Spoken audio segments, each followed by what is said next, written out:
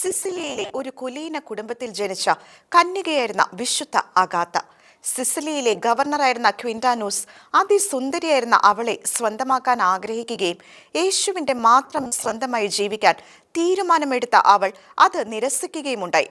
എന്തുകൊണ്ടാണ് ക്രിസ്ത്യാനികൾ അടിമജീവിതം നയിക്കുന്നതെന്ന ന്യായാധിപന്റെ ചോദ്യത്തിന് അവളുടെ മറുപടി ഇപ്രകാരമായിരുന്നു: ഞാൻ ക്രിസ്തുവിന്റെ ദാസിയാണ്.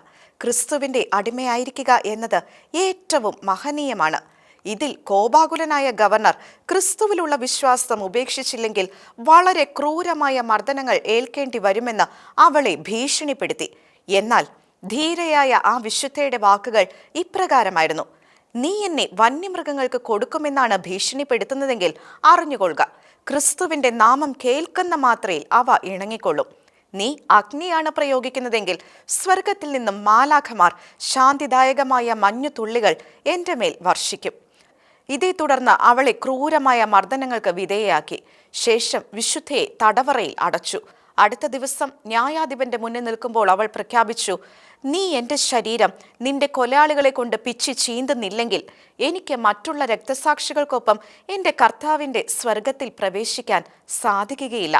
അധികം താമസിയാതെ അവളെ മർദ്ദന ഉപകരണത്തിന് മേൽ വരിഞ്ഞു കെട്ടി ചുട്ടുപഴുപ്പിച്ച ഇരുമ്പ് കമ്പികൾ കൊണ്ട് പൊള്ളിച്ചു. കൂടാതെ അവർ വിശുദ്ധയുടെ മാറിടങ്ങളിൽ ക്രൂരമായി മുറിവേൽപ്പിച്ചു. ആ രാത്രിയിൽ ആദരണീയനായ ഒരു വൃദ്ധൻ അവളെ സുഖപ്പെടുത്തുവാനുള്ള മരുന്നുകളുമായി വിശുദ്ധയുടെ അരികിലെത്തി. വിശുദ്ധ പത്രോസ്ലീഹായായിരുന്നു അത്. എന്നാൽ വിശുദ്ധ വളരെ വിനയത്തോടുകൂടി തൻ്റെ മുറിവുകൾ അദ്ദേഹത്തെ കാണിക്കുവാൻ വിസമ്മതിച്ചു. എന്നെ അവിശ്വസിക്കാതിരിക്കൂ മകളെ, ഞാൻ ക്രിസ്തുവിൻ്റെ അപ്പസ്തോലനായ പത്രോസാണ്. പെട്ടെന്ന് തന്നെ അവൾ വിശുദ്ധ പത്രോസിനാൽ അത്ഭുതകരമായി സുഖം പ്രാപിച്ചു. 4 ദിവസങ്ങൾക്ക് ശേഷം അവളെ വീണ്ടും ന്യായാധിപന്റെ മുൻപിൽ കൊണ്ടുവന്നു.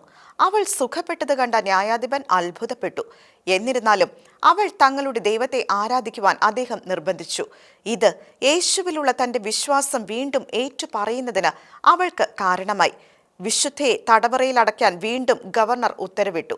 ആ തടവറയുടെ മധ്യത്തിൽ നിന്ന് കൈകൾ വിരിച്ചു പിടിച്ചുകൊണ്ട് അവൾ തൻ്റെ അവസാന നിമിഷം ഇങ്ങനെ പ്രാർത്ഥിച്ചു: എൻ്റെ കർത്താവായ യേശുവേ, നല്ല ഗുരുവേ, ഞാൻ നിനക്ക് നന്ദി പറയുന്നു. മർദ്ദകരുടെ പീഡനങ്ങൾക്ക് മേൽ നീ എനിക്ക് വിജയം സമ്മാനിച്ചു. ഇനി നിന്റെ നിത്യാനന്ദത്തിൽ വസിക്കുവാൻ എന്നെ അനുവദിച്ചാലും. ഇപ്രകാരം പ്രാർത്ഥിച്ച ഉടനെ വിശുദ്ധ കർത്താവിൽ അന്ത്യനിദ്ര പ്രാപിച്ചു. 3-ാം നൂറ്റാണ്ടിൽ രക്തസാക്ഷിത്വം വരിച്ച വിശുദ്ധ അഗാത്തയുടെ ശരീരം 11-ാം നൂറ്റാണ്ടിൽ അഴുകാത്ത നിലയിൽ കണ്ടെത്തുകയുണ്ടായി. മരിച്ച വർഷങ്ങൾക്ക് ശേഷവും ആ ശരീരത്തിൽ നിന്ന് സുഗന്ധം പുറപ്പെട്ടതായും ചരിത്രം പറയുന്നു.